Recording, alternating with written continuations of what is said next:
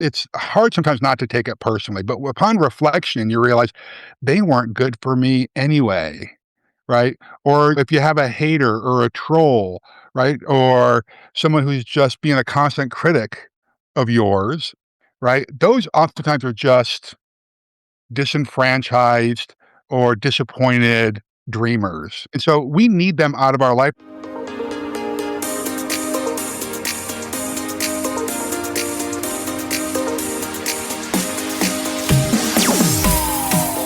Entrepreneurs, I'm really excited to bring back our guest from episode 250. Larry's here. A big shout out to Joe for bringing him back here, getting us back in touch. And Larry, it's great to see you smiling at me.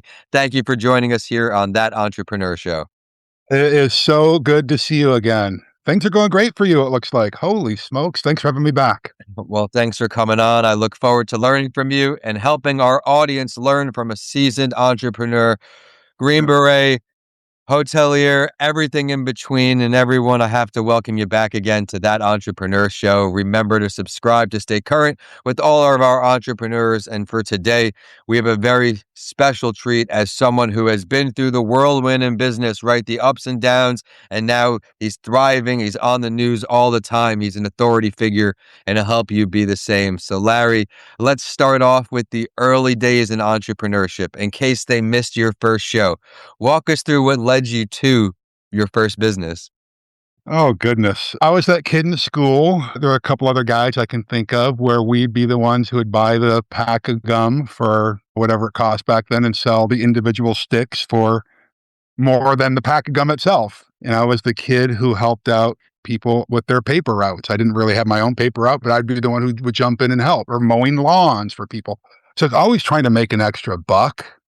And when I was going through high school, I didn't realize it then. I realized it once I enlisted in the military that I'm dyslexic. That kind of explained why I had really crappy grades in high school. And I had a guidance counselor who told me they asked what I wanted to be when I grew up. I said, well, I wanted to be a veterinarian. She literally chuckled and said, honey, you're not smart enough to be a veterinarian, which kind of crushed me, because when you have an authority figure tell you that you don't have the goods, you believe it, particularly when you're whatever that was, 13 years old, 14 years old. It was crushing. And so I didn't know what I was going to do. Clearly, I didn't think I was going to be ever going to university, which, by the way, fast forward, I'm highly educated now, been to a lot of different universities, but I knew I was going to get into business one way or another. I revered the business owners. And it hurts me a little bit to say that now because my father was not a business owner. My father worked in a factory for his entire adult life after World War II. And he was a good man, but he wasn't a business owner, right? And that's what I knew I wanted to do. I didn't know how I was going to do it. So I started working at McDonald's. I am going somewhere with this. My twin brother and I taught martial arts. I was a manager at McDonald's, went there while I was in high school. And so I was learning business by doing. Okay, working for corporations, trying to figure out how do I get new martial arts students, that type of thing. And then I decided I was going to go into the military. And as you said, I went into the Green Berets, did that for a long time, traveled around the world, and saw, now this may shock you, went to some countries where there was socialism and communism and realized this doesn't work. Now, I hope that doesn't offend some of your listeners, but if you're an entrepreneur, it's capitalism. Capitalism has lifted more people out of poverty than any other social program in the world. And that's just the facts. And I talk about it in one of my books, the book called Victory. I have a whole chapter based on that. And so seeing this, I knew it just reinforced and said, I need to be a business owner. Right. Well, ultimately, after I got out of the military, I started working at a hotel, a small motel in San Francisco, ultimately became a business partner, became a partner in that company. Started my own company, and have since then owned a bunch of companies, invested in a bunch of companies, have been a mentor for a couple of decades at this point to other business owners and entrepreneurs, lots of startups. And so I've probably been involved, touched over 1,000 different companies through mentoring, ownership, exiting, whatever it is. And so I realized, I was just meeting with one of my business partners this morning and said that I realized at this point in my life that drive and the insight that I have in business is a gift. Now, yes, it comes from experience as well, but there was a seed planted in me to be very curious. And I think that if you're a startup entrepreneur, curiosity is one of those things that must drive you. You must ask tons of questions, right? And not just accept what on the surface. We have to dig deep, right? And so that's been the journey to get me where I am today. I used to be considered a young rebel in the entrepreneurial space, and now I'm probably considered a wise sage. Where wisdom comes from Oh, experience and lots of mistakes.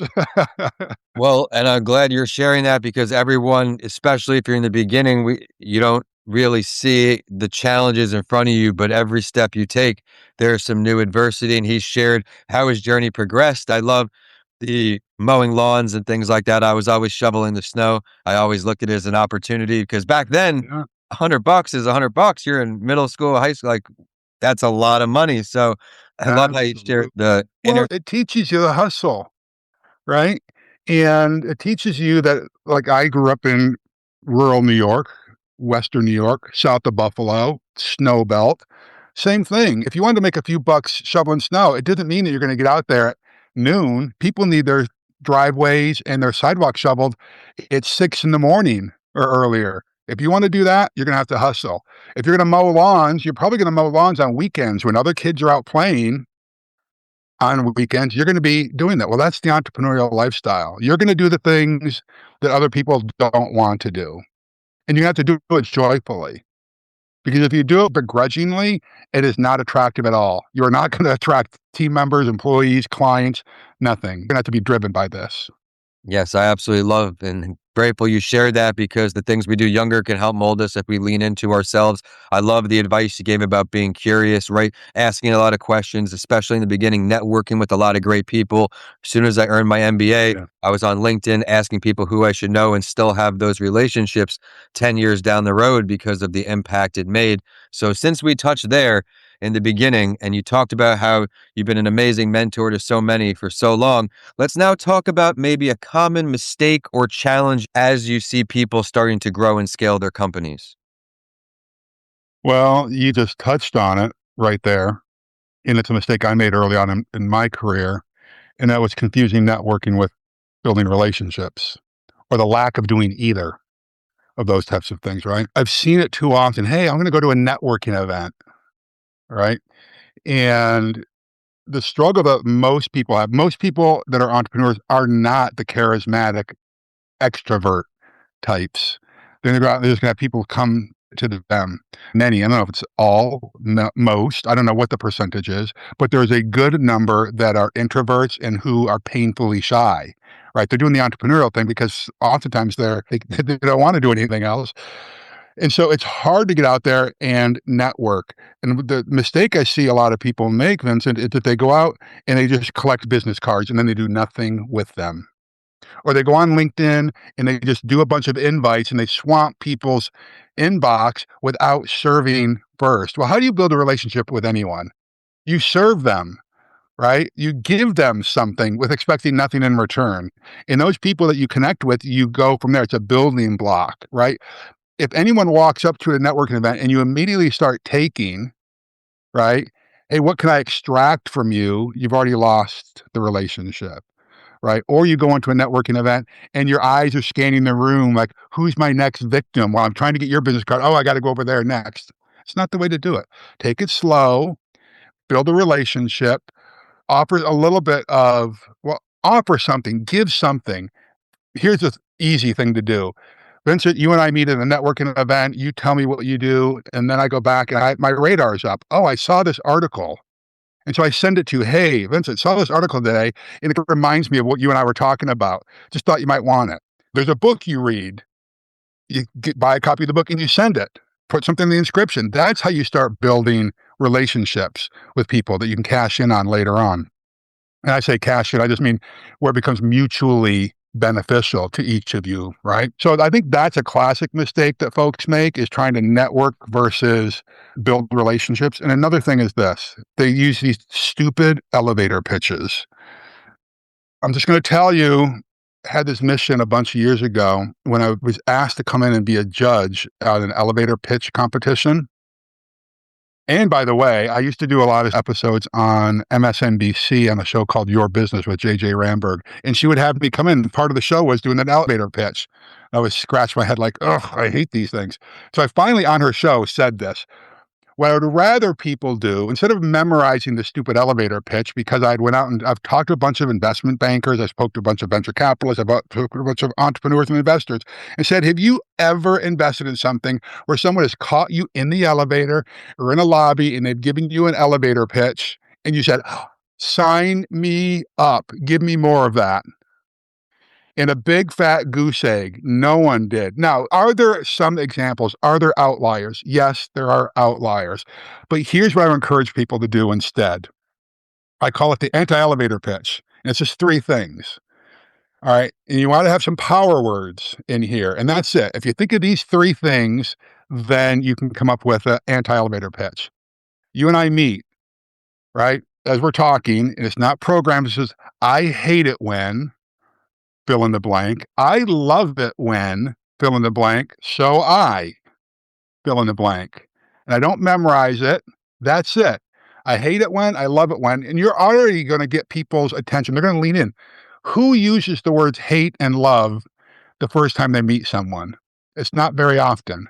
So if I'm talking about my mentoring and coaching program, I hate it when I see entrepreneurs flounder and gosh, they make mistakes and they stumble around and they don't have mentors in their life. But I love it when I see folks who have an idea, who have a spark of genius in their brain, and they've got some kind of inspiration or motivation in them, who can take this idea and turn it into reality. So I offer mentoring and coaching to help them navigate the roadblocks and the pitfalls of life. And boy, I just feel so fulfilled from that. It's not canned, it's not robotic, it's just real life and it catches people's attention. So maybe there's two things in there. So how's that? Will that Oh help my you? goodness. Everyone, I hope you got the value I did out of that. And it's very true. How many times has someone pitched you in that situation and you walked away saying, yeah, here's my number, let's do it? And you Yeah. said you found no one. Yeah, no one. Yeah. Like I said, there are outliers out there, I'm sure. Somebody's going to write into your show and say, oh, I did it, or I know somebody who did. Okay. I can tell you that's a rarity for sure. Three thing helps build the relationship, though, with someone, right? And I want to touch, you said you are a regular on these news segments, which is so incredible. So congratulations on your continued success and being able to inspire people through the screen. Say there's someone out here who wants to find their way, maybe not on a primetime show, but wants to find their way starting to get on the news, start to grow their credibility. What are some areas they can start?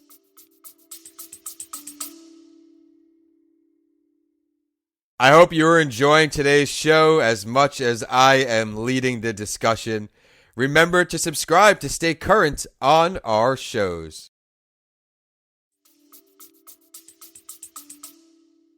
Yeah. The first thing I would do is get clarity of thought. Okay. And how the heck do you do that? Right. Well, I don't care whether you're a writer or not. Start writing your thoughts down over and over again. Okay. So that's number one. So you get clarity. Okay. Do things like this. Have conversations with people. Have people ask you tons of questions, right? Low risk. Like this is low risk. You got an audience for sure, but it's not the bright lights of Hollywood, right? But I think podcast is the new medium. This is where you want to be for sure. You guys probably see the numbers. Network TV viewership is dropping like a stinking rock, right? But you have to pursue excellence in everything that you do. The Greeks called this arete. Well, why is that important? Because there's no podcaster, there's no TV show, there's no radio show who's going to bring on people who are flunking at everything that they do, unless it's a show on how to fail, right? That's not the case, right? And so you have to pursue excellence. And when you pursue excellence, you build a reputation. Well, even if you fail over and over again, you're building a reputation, right? But build a strong reputation and build your personal brand. One of the classic mistakes I made early on in my career is that I put everything, all of my media efforts, all of my branding went into my company. Now, luckily, my first big company was a wild success, right? And it had my name attached to it. But I see this over and over again. Most businesses fail within the first year, right? And by the third or fourth year, 80% of them are gone.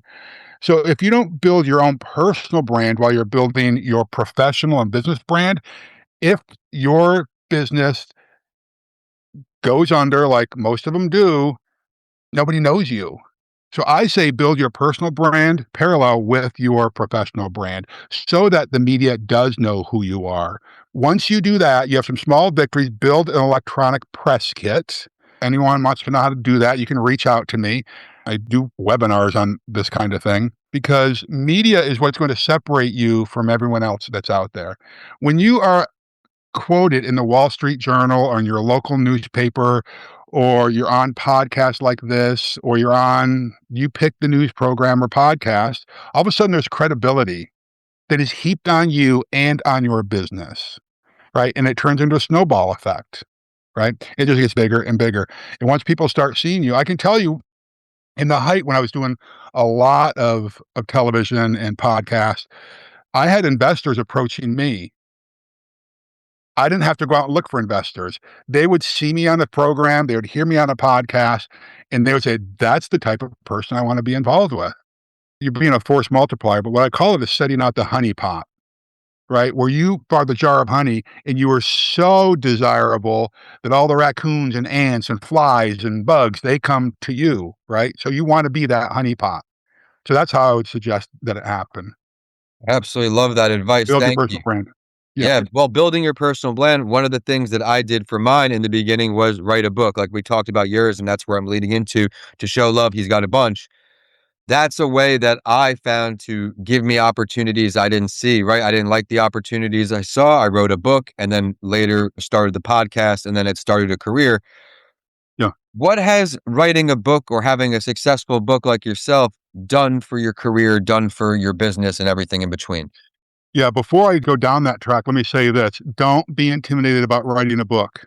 Once you write one book, you're going to see you got a dozen right behind it. Uh, Okay. You just have to do it. Okay. You got to get that first book done.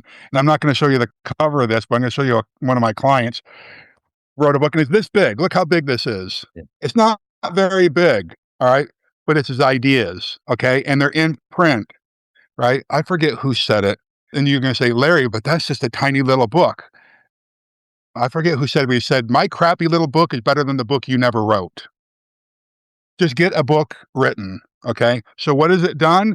Well, listen, one of the ways that I realized that I wanted to share my impact on the world through entrepreneurship and leadership, because that is my mission in life, is to put a dent in the world through entrepreneurship and leadership, is I need to get a bigger profile out there because of all the benefits I just told you about, finding clients, finding team members, those types of things. I knew that becoming a keynote speaker was going to be the best ways to do that, to speak on entrepreneurial stages, to speak on leadership conference stages, right?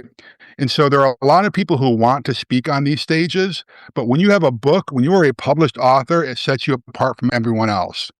If you've got a book, it's much easier to get on MSNBC or Fox or anyone else when you are the author of blank, because you are all of a sudden perceived as an expert in that area. It opens up so many doors. And if nothing else, and I can't stress this enough, there's a sense of accomplishment when you take something that's in here and put it onto a page. Okay. And particularly like me, who I thought was adult when I was growing up, because I could barely read, let alone write something out, to be able to do that is a huge sense of accomplishment. You must have felt a huge sense of accomplishment when you published your book. You open up that case of books for the first time, and it's like, my baby is here. My baby has arrived. It opens up so many doors for you. And Yeah, that's I would it. really. That is how it is. When you get that first book in the mail, you peel back the package and you feel it. And very good piece of advice you gave. Not everybody needs to write a Harry Potter length book, right? We don't need it. As a ghostwriter, I tell clients, they all want these 300. I said, listen, we don't want words to have words, right? We want the words to be impactful and make sense in the book. So my first book was the longest, Left for Dead, My Life Story, but then they became more niched down and focused and quality over quantity, like you saw there. Right.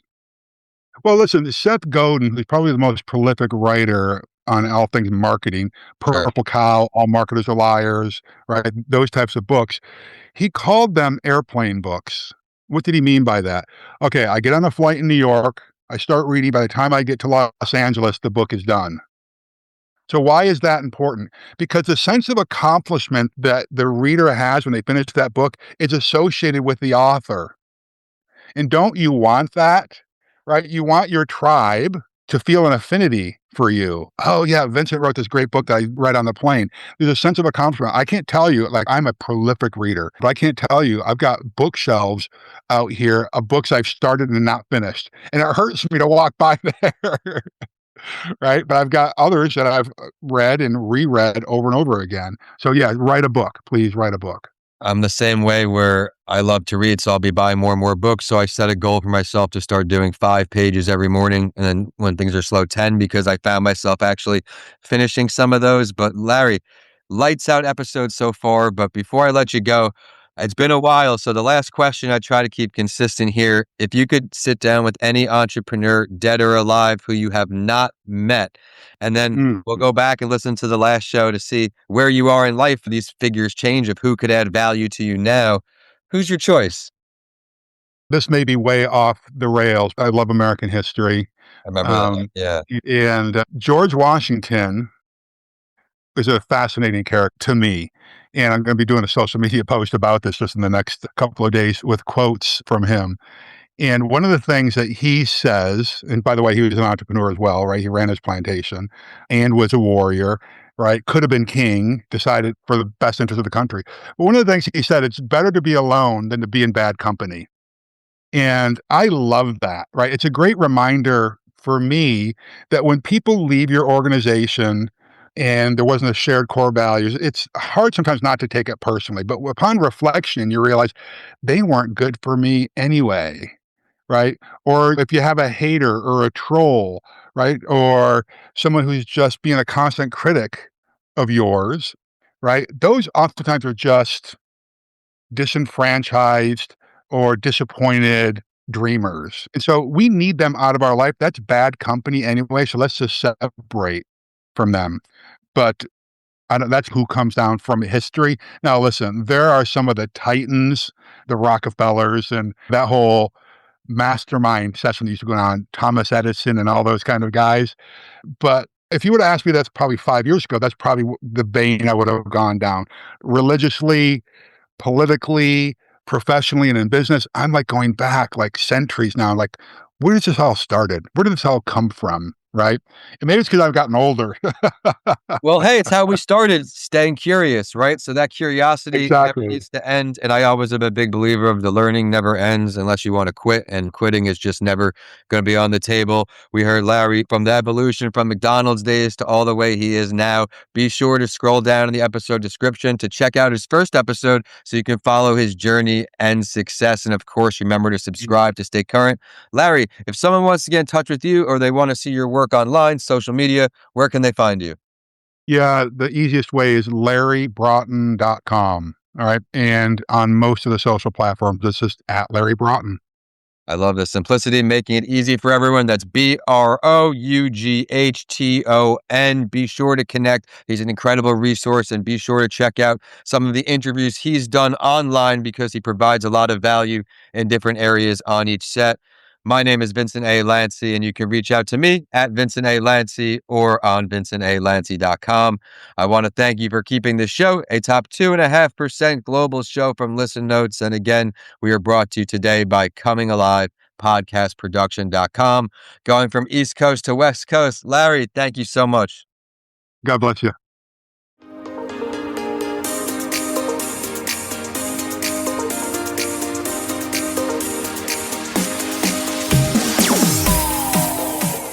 Thank you for tuning in to another episode. I would love to hear your feedback.